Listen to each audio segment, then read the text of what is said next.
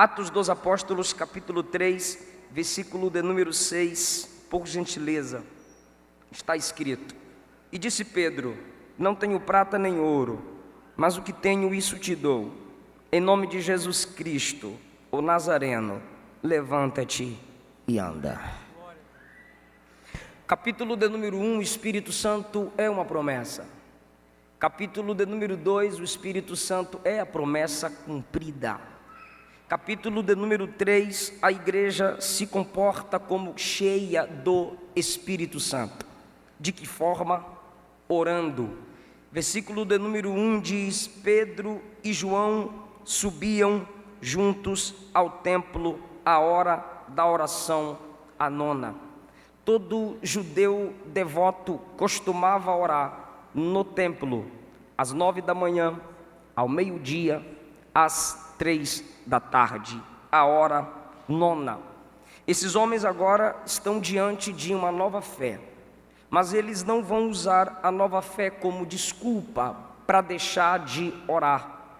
Eles vão conseguir conciliar a nova fé com o velho costume da oração, porque a oração na vida da igreja é um antigo costume que não pode ser deixado de lado. A oração é projeto da eternidade. A evidência da igreja cheia do Espírito Santo é orar. Nós oramos para sermos cheios do Espírito e nós oramos para nos mantermos cheios do Espírito. E quanto mais cheios do Espírito oraremos, porque cheios do Espírito são vazios de si mesmo. Gente que não ora é gente que é cheia de si mesma. Gente que não ora é gente que é mais poderosa que Jesus, porque o próprio Jesus orava. Esses homens foram cheios do Espírito Santo no capítulo 2 e estão levando uma vida de oração no capítulo de número 3. Era trazido, versículo 2, um varão que desde o ventre de sua mãe era coxo. Todos os dias o punham à porta do templo, chamada Formosa, para pedir esmola aos que entravam. Essa porta era chamada Formosa porque ela era feita do bronze corinto. Era uma porta que, quando a luz do sol brilhava, o reflexo a desenvolvia como algo sublime, que chamava a atenção desde a distância. Esse homem é levado na hora da oração, porque as pessoas sabem que quem tem uma vida de oração é gente solidária. As pessoas sabem que quem tem uma vida de oração é gente que ama. Ele ficava na porta do templo, porque quem ia entrar para orar, para cultuar a Deus, poderia olhar para ele. É normal. Quanto mais eu me aproximar de Deus, eu querer me aproximar das pessoas. É normal. Quanto mais eu tenho Deus, eu querer ser gente, eu querer gente. Tem gente que tem uma pseudo-espiritualidade. Quanto mais se aproximar de Deus, ele pensa que ele tem que se angelicalizar. Aí fica longe de tudo e de todos. Vira a quarta pessoa da divindade na terra. E eu costumo dizer que evangelho que me isola não é santificação, é satanização. Esse negócio de some é coisa do Satanás. Eles estão cheios de Deus, mas valorizam pessoas, olham para pessoas, querem gente, falam com gente, estende a mão para ajudar a gente, porque Jesus veio do céu como gente, pregou para gentes e está no céu como gente. Eu gosto muito de falar isso. Então eles sabem que quem ora, quem tem intimidade, quem tem comunhão, vai enxergá-lo, vai orar, vai olhar para ele e lhe dar uma esmola. Aí você percebe o contraste. A porta é bela, a porta é chique, a porta brilha. Se fosse hoje, todo mundo ia querer tirar uma selfie na porta, mas ia editar e cortar o midinho lá que estava enfeiando a porta, porque ele é feio e a porta é bonita. ponto turístico, a Porta Formosa, a igreja da Porta Formosa. Quem não queria tirar uma foto? Quem não queria uma selfie para compartilhar, para postar, para curtir? Mas ele é feio. Então alguém ia se afastar e tá pegando, corta ele. Por quê? O contraste é muito grande. Um homem no chão, uma porta erguida, uma porta que 20 homens era necessário para que ela fosse aberta. Só que é o seguinte, ela é bela, ela é de bronze Corinto, ela brilha, ela tem estrutura, porém, ele é mais importante que a porta. É por isso que Pedro chega perto, olha para ele, fala com ele, estende a mão para ele, porque a porta tem preço, ele tem valor. A porta é coisa, ele é gente. Aí, irmão, Pedro, quando chega na entrada, versículo 3, o qual, vendo a Pedro e a João, que iam entrando no templo, pediu que lhe dessem uma esmola. Pediu uma esmola. Ele pede uma esmola. Ele pede uma esmola como quem diz, eles vão ter pena de mim. Ele pede uma esmola como quem diz, eles vão sentir dó de mim. Esse sentimento, muita gente nutre. Tem que ter dó de mim para olhar para mim. Tem que ter dó de mim para enxergar eu. Ninguém tem dó de mim. Ninguém tem pena de mim. Aí na maioria das vezes esse tipo de gente que quer chamar a atenção pelo sentimento de dó e de pena, é gente que vai quebrando princípios e pensa que Deus vai agir na vida dele simplesmente por dó. Não. Quem quebra princípios precisa entender que Deus trabalha além dos sentimentos. Deus trabalha por princípios. Então ele está acostumado que alguém tenha dó dele. Me dá uma esmola. Pedro e João, fitando os olhos nele, não fica com peninha dele. Por quê? Porque Pedro não quer que ele continue com esse sentimento de que as pessoas têm que ter peninha dele. Não, Pedro dá crédito a ele. É aí que está a diferença. Quanto mais você tem que maximizar seus problemas para ver se alguém tem peninha de você, quanto mais você fica postando, se sentindo triste para ver se alguém se importa com tu, quanto mais tu fica aí fazendo cara de depressivo para ver se alguém se importa com tu, esse negócio não dá muito certo. Por quê? Porque se você vicia nas pessoas sentirem pena de você, elas vão simplesmente sentir pena de você. Aí o que Pedro faz? Pedro dá crédito. Em nome de Jesus, levanta. Em nome de Jesus, anda. Em nome de Jesus, muda de vida. Ou seja, se a gente ficar acostumado, o som estava melhor para mim. Se puder colocar retorno, por favor. Aleluia, aleluia. Esse tipo de gente que acostuma com esse negócio das pessoas sentirem dó, sentir pena, é um tipo de gente que revela falta de potencial. Porque quem tem potencial não fica mendigando o sentimento de pena. Quem tem potencial quer credibilidade. Quem tem potencial não fica onde é tolerado. Quem tem potencial fica onde é amado, sabe quem é, sabe quem o chamou. Aquele camarada estava acostumado com essa situação. Só que é o seguinte, ele olhou para Pedro e João e pediu que lhe desse uma esmola. Pedro, fitando os olhos nele, disse: olha para nós. A gente está acostumado a dizer: não olha para a igreja não, olha para Jesus. A gente costuma falar assim: não olha para o pastor não, olha só para Jesus. A gente diz: para de olhar para a vida do cantor, do pregador, olha só para Jesus. Não, tem que olhar para nós mesmo. Tem que olhar para a igreja sim. Não tem esse negócio de não olhar para homem. Não, rapaz, é homem de Deus, é mulher de Deus. Gideão falou para os seus soldados: olhem para mim e façam como eu fizer. Paulo disse: me imitem do jeito que eu imito Jesus. E Pedro e João estão dizendo: pode olhar para mim. Esse negócio de para de olhar para homem. Por que parar de olhar para homem? A igreja é constituída de homens, a igreja é constituída de pessoas. Se ao olhar para homem eu me sinto melhor do que eles, é porque eu não faço parte da igreja. Igreja tem problema? Tem. Por quê? Porque eu faço parte dela. E eu vou continuar olhando para a igreja, porque com seus defeitos, ela é a única representatividade legal de Deus na terra. A igreja é sal, a igreja é luz, ela tem que continuar no seu propósito de brilhar e atrair os homens a Cristo, porque Jesus nos traz ao Pai, mas é a igreja que nos traz a Cristo. Então tem que olhar para a gente sim, tá? Muda seu comportamento e muda essa frase para o povo olhar para tu mesmo. Aí Pedro disse: olha para nós. Ele olhou para Pedro e João. De repente, o versículo 5 diz: olhou para eles, esperando receber dele alguma coisa. Eu sei que é chato, mas fala comigo, alguma coisa.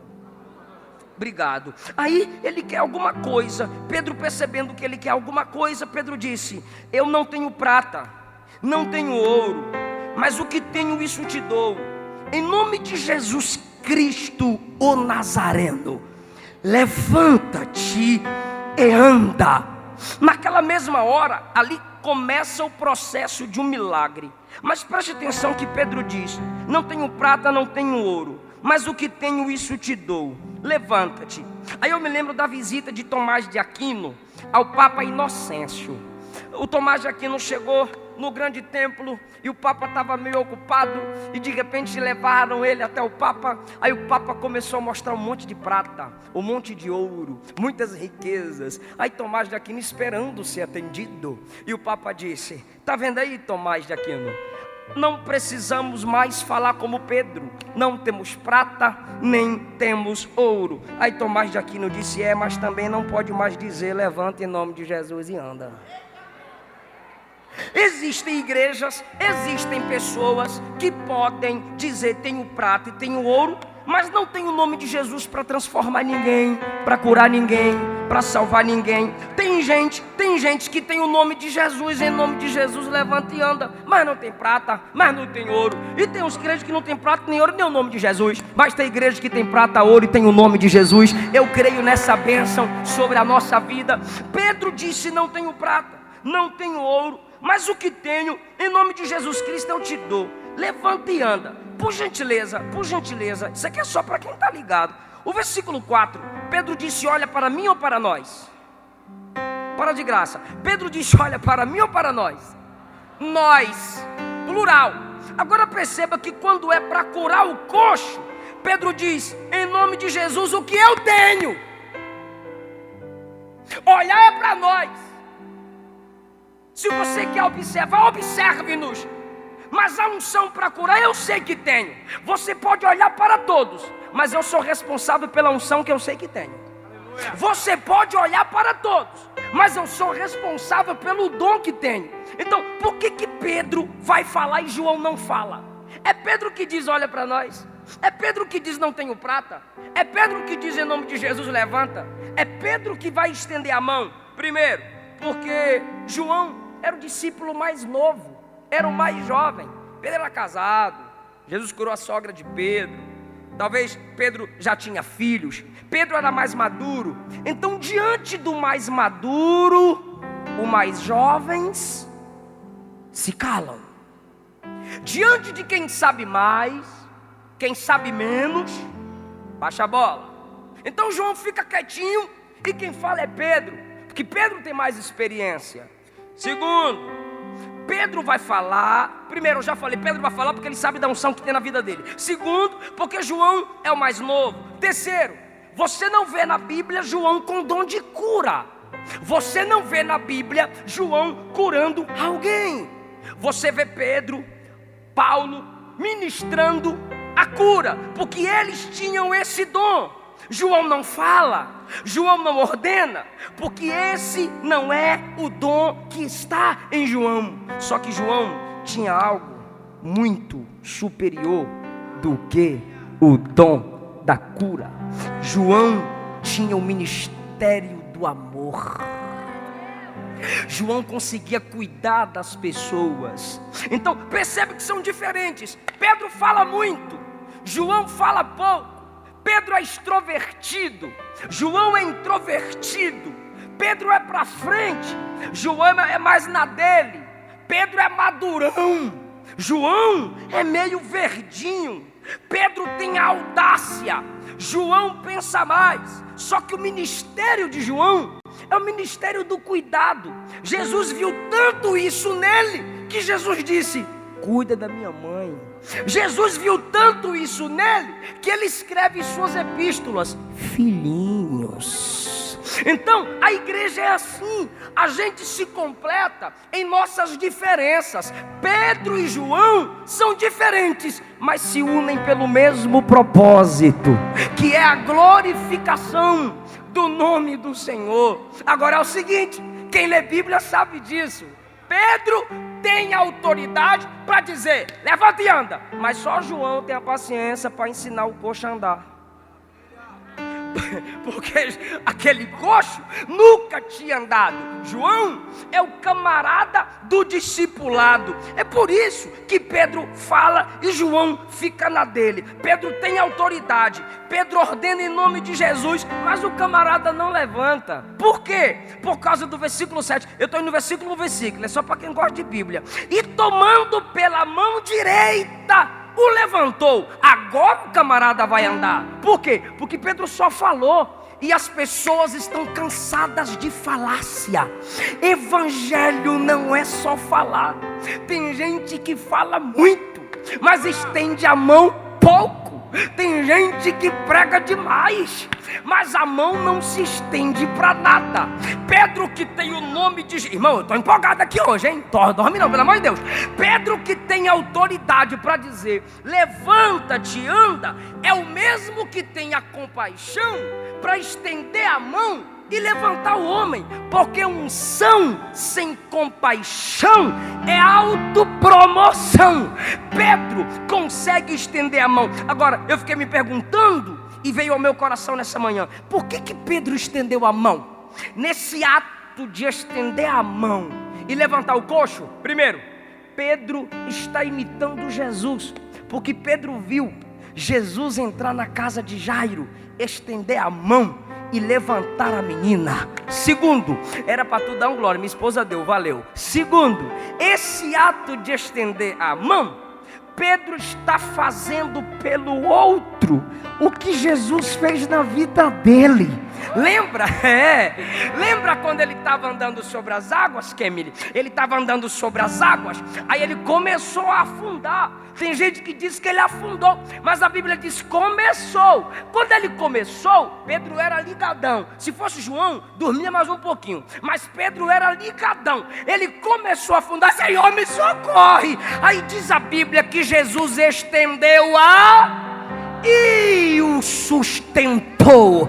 Que coisa linda, aleluia. Quando Pedro estende a mão, Pedro está imitando o que Jesus fez. Quem não estende a mão, não está imitando a Jesus. Repita, Eotó. Quando Pedro estendeu a mão, ele estava imitando Jesus. Quem não estende a mão, não está imitando Jesus. Se não imita Jesus, está imitando outra coisa. Pensa aí. Segundo lugar, quando Pedro estende a mão, Pedro está fazendo por outro o que Jesus fez na vida dele. Sabe por que tem gente que tem dificuldade de acreditar no outro? Sabe por que tem gente que tem dificuldade de abençoar o outro? Sabe por que tem gente que tem dificuldade de amar o outro? É porque ele não assume que é amado por Deus, que é cuidado por Deus, que foi levantado por Deus.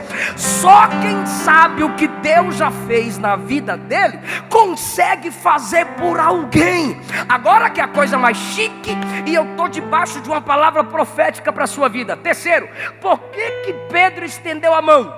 Pedro está fazendo por ele o que Jesus havia feito na vida dele. Vou falar mais claro. Pedro está fazendo pelo coxo o que Jesus fez na família de Pedro. Lembra da sogra? Estava acamada, estava doente, estava sem servir, a esposa estava abalada. Pedro leva Jesus em casa. Jesus chega lá, estende a mão e cura, traz a bênção da cura para a família de Pedro. Agora Pedro estende a mão e gera cura em quem precisa. Oh meu Deus, oh meu Deus. Jesus me manda dizer a essa igreja aqui: Ele vai restaurar sua família para você restaurar outras. Ele vai curar na sua família para você curar outras pessoas. Teve gente que ainda não pegou. Ele vai levantar você que está se sentindo que está afundando, para você levantar outras pessoas. Deus não te abençoou para você ficar abençoado.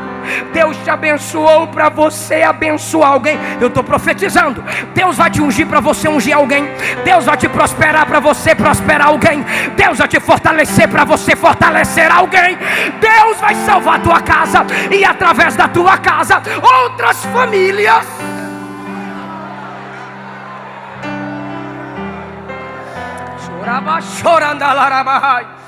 Eu vejo um versículo saindo da boca de crente em gratidão: eu e minha casa servimos ao Senhor. Aleluia. Eu ouço o testemunho em outro versículo: o Senhor entrou na minha casa e houve salvação nela. Eu ouço outro versículo: eu criei no Senhor Jesus Cristo e Ele salvou toda a minha casa. Eu ouço pela fé o crente dizendo: na minha casa tem a marca do sangue.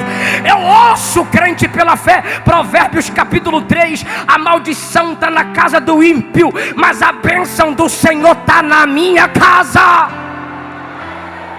Gente, eu não sou profissional de púlpito, eu não preciso mexer com você, mas me ajuda, pega na mão de uma pessoa, me ajuda a levantar algum coxo aqui, me ajuda a levantar algum coxo aqui. Fala assim: o diabo, é para falar, para de graça, o diabo não tem família, é por isso que ele quer destruir a tua. Diga mas, aumenta o mas Jesus tem família e não vai deixar o diabo destruir a tua. Cadê a família de Jesus aqui hoje? Eu sou família de Deus.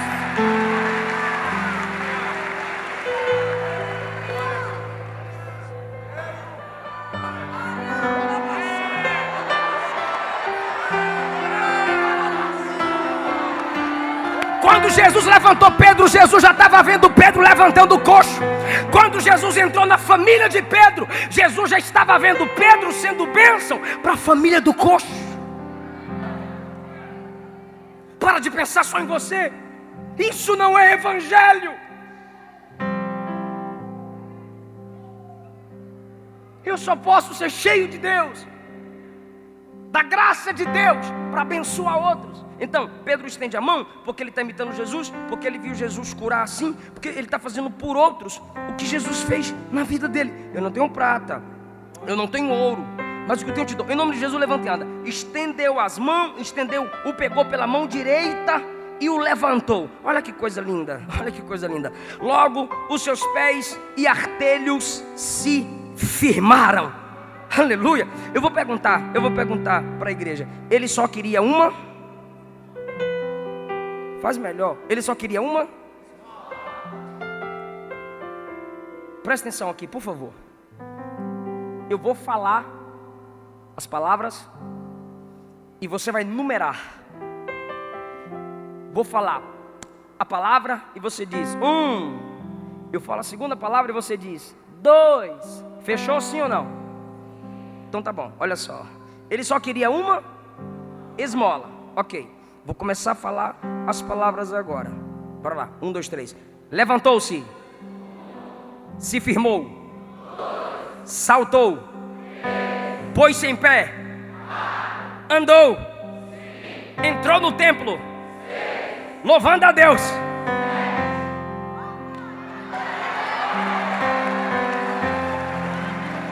Eu não sei como é que tem gente que não se empolga com um negócio desse, mas eu vou explicar. Ele queria uma esmola. Jesus deu o nome, Jesus deu a cura, Jesus deu mão estendida, Jesus deu firmeza, Jesus deu o ato de andar, Jesus o fez pular, Jesus o fez entrar no templo. E por último, ele entrou no templo dando glória, dando glória, dando glória. Ele parava na porta. Ele é poderoso para fazer abundantemente, mas além do que pedimos ou pensamos,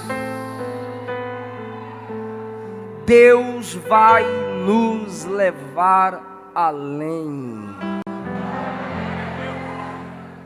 Você está pensando que é só o que você quer?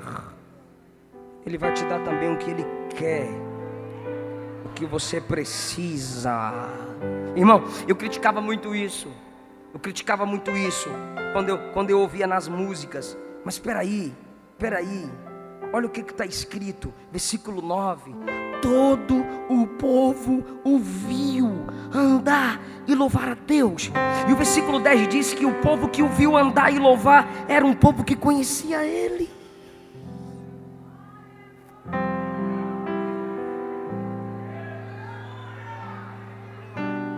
Eu tomo posse disso aqui. Vão ter que ver, vão enxergar. Mas eu não vou dizer aqui que você vai se vingar, que você vai estar lá em cima e deixar eles embaixo. Não, eles vão se alegrar com a sua bênção, vão se alegrar com a restauração de Deus na sua vida, vão dar glória a Deus com você. Sim, tiveram que ver os mesmos que o viram naquela situação. Diz a Bíblia que agora estão pasmos, assombrados, quando todo mundo começou a olhar para eles. Versículo 11, o coxo, aquele que havia sido curado, o coxo que fora curado, apegou-se a Pedro e a João, porque ele acabou de andar, ele saltou, mas ele ainda precisa ter umas aulas, e com certeza vai ser João que vai ensinar. Pedro não tinha muita paciência não. Aí ele se apegou aos dois, e todo o povo correu atônito para junto deles. Eu vou ler um versículo, eu vou ler o que está escrito. E correu para junto deles ao alpendre chamado de Salomão. Esse alpendre aqui é lugar elevado, com colunas de mármore. No Evangelho de João, Jesus pregou ali, naquele lugar elevado. O coxo que estava no chão, o coxo que estava embaixo, agora encontrou com um tipo de gente que não tinha dó dele, mas que deu crédito a ele, que lhe ofereceu credibilidade. Eu vou aplicar. Quem tinha pena dele, lhe dava uma esmola e deixava ele no mesmo lugar. Aí Jesus faz isso. Jesus tira do nosso caminho quem tem peninha de nós e coloca Pedro e João, que dá credibilidade a nós. Aí quem nos dá credibilidade nos tira de baixo e nos coloca em cima. Ele está no alpendre. Estou encerrando no máximo 7, 8 minutos. Ele está no alpendre, no lugar elevado agora. Quando ele está no lugar elevado, olha o que Pedro diz no versículo 12. Por que vocês estão olhando tanto para nós, como se fosse pelo nosso próprio poder ou santidade que esse milagre aconteceu? Peraí, Pedro está indo orar, tá? Pedro e João estão indo orar, estão. Mas ele está dizendo, gente, isso aqui não aconteceu porque a gente é santo demais, não. Sabe por quê, irmão? Porque oração não é coisa de santão. De novo, porque vocês estão olhando para mim como se fosse para nós, como se fosse pelo nosso próprio poder? É porque a oração não é coisa de gente poderosa.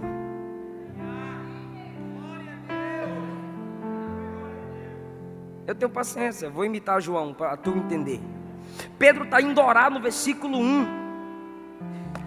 E ele disse assim, gente, isso aqui não aconteceu porque a gente é santo. Não foi pela nossa santidade. Então, oração não é coisa de super santo. Aí ele diz, gente, eu estou indo orar aqui e o milagre aconteceu, mas isso aqui não é porque a gente tem poder, não. Peraí, ele estava indo orar e está dizendo que não foi pelo poder dele. Por quê? Porque a oração não é de gente poderosa. O crente que mais você vê orar é o que mais reconhece suas fraquezas, é o que mais depende de Deus. Porque quanto mais nos aproximamos dele, nós percebemos a nossa pequenez.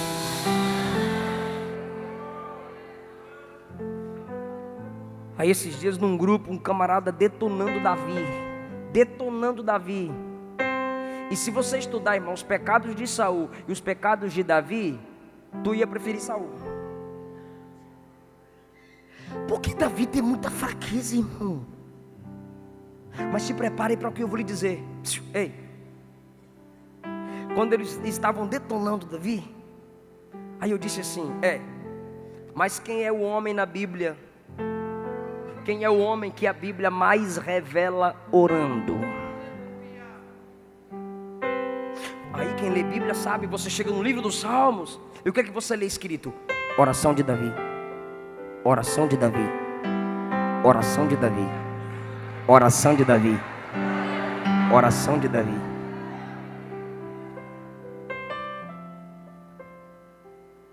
Gente, não foi pelo nosso poder. Gente, Pedro é engraçado. Olha Pedro no versículo 13. O Deus de Abraão, de Isaac e de Jacó glorificou a seu filho Jesus, a quem vocês entregaram e a quem vocês negaram. Pegou não? Aí versículo 14. Vocês negaram o santo e o justo. Gente, quem é que está falando para o povo que o povo negou? Gente, quem é que está apontando no povo o pecado da negação? Fala, está com medo? Vem comigo. Quem é que está apontando no povo o pecado da negação? Se a gente estivesse lá: Pedro, tô mandando um bilhetinho aí. Mas eu tô pregando. É rapidinho. Mande. Você também negou.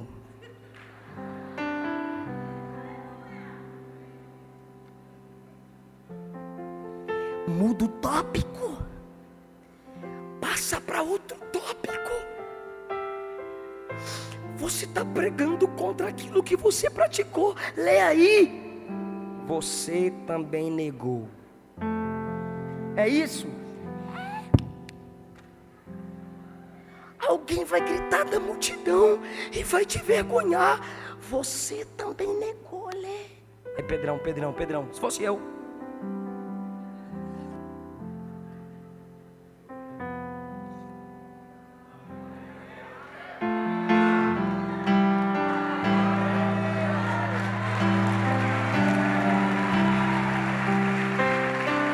A cédula que era contra nós foi cravada. Eu sei que Pedro negou. Pedro sabia que ele tinha negado. Só que alguém poderia dizer: Pedro, você também é negador. Ele diria: me respeite. Eu era, hoje eu sou transformado, sou perdoado, sou nova criatura. Eu posso pregar contra. Aí o diabo fica acusando você. Não fala contra isso porque você já fez isso. Não fala contra isso porque você já fez aquilo. O diabo fica te prendendo ao passado. Prende ele no futuro dele. Diabo, teu futuro é no lago de fogo. Meu futuro é nas mansões celestiais. Jesus já me perdoou. Sou nova criatura. Eu sinto a presença de Jesus enquanto eu falo isso. Eu me sinto perdoado. Quem se sente perdoado? Jesus faz isso. Pedro está tão sarado, Pedro está tão perdoado que ele diz: vocês negaram a Jesus. Se ele esqueceu, para que eu vou ficar lembrando desse negócio?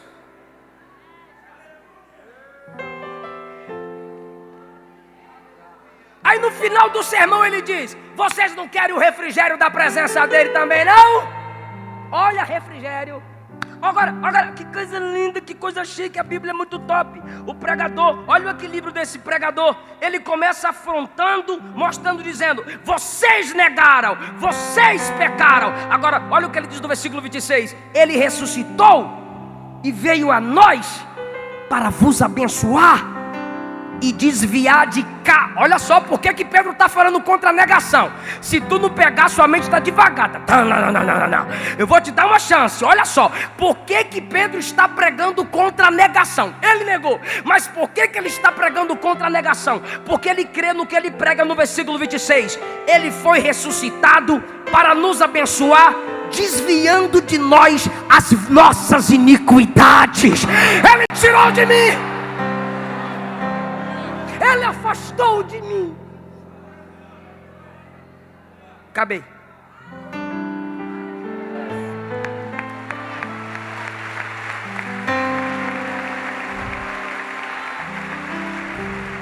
Eu não sei que laço o diabo preparou para você antes. Não deixa isso limitar você. Se respeite. Se respeite. Jesus perdoou você. Se comporte como gente perdoada. Acabei não. É só um versículo. Capítulo 3, versículo de número 11. Na hora da cura no templo, ele se apega a Pedro e a João, sim ou não? Eu estou encerrando agora, já vou fechar a Bíblia. Capítulo 4, versículo 3, diz que Pedro e João foram presos. Fala assim, sim ou não? Que está escrito. No versículo de número 14, sabe quem está com Pedro e João na prisão? O coxo que tinha sido curado. Pastor, não estou entendendo. Vai entender, vai entender. Quando ele foi curado, ele se agarrou a Pedro e João no alpendre e ficou lá em cima, ó.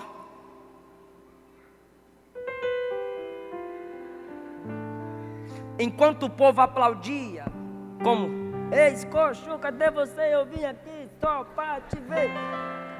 Tá Pedro e João, e ele aqui, ele era a atração. Ele está aqui. Pedro e João estão bem. Me ajuda, fica ligado. Pedro e João estão bem. E ele está ali, ele está bem ali. Pedro e João estão bem, ele está bem ali. Só que aí Pedro e João são presos, só os dois. Passam a noite na prisão. Quando amanhece, eles dois serão interrogados. Quem disse que o cara curado vazou? Quem disse que o camarada restaurado sumiu? Quem disse que o camarada restaurado foi? Disse assim: se eu ficar aqui pode prender eu também, né? De bagunça e de rebeldia. Deixa eu fugir. Não! No alpendre ele estava junto com quem o curou. Na prisão, na vergonha, na afronta, na humilhação, ele também estava lá junto com quem o curou. Porque tem gente que ainda que curado fisicamente, é doente de caráter. Deslealdade é a doença da alma.